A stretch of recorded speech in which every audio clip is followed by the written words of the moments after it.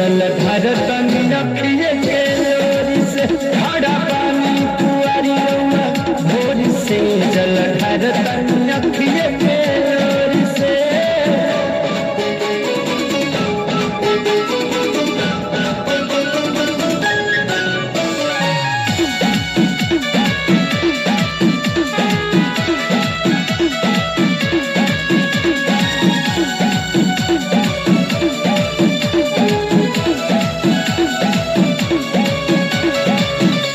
शरण में ले ली अपना अपन भक्त बना ली जितनी को याद न जा बसू सारा याद मिटा दी।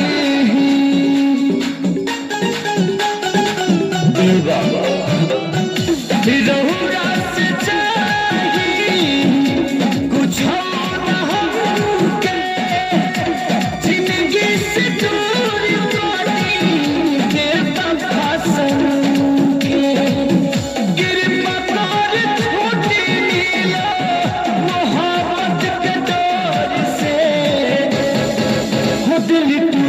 बाबा मोरा जोरी से जल धर तनी अखिए के लोरी से खड़ा पानी कुआरी रउआ भोर से जल धर तनी अखिए के लोरी से।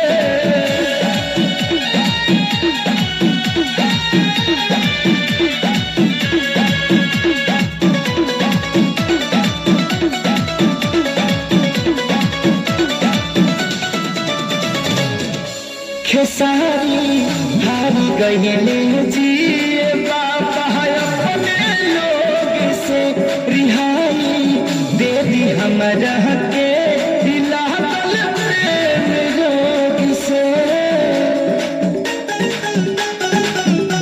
बाबा अपना विशाल मन में कोई के बसई है बाकी जिंदगी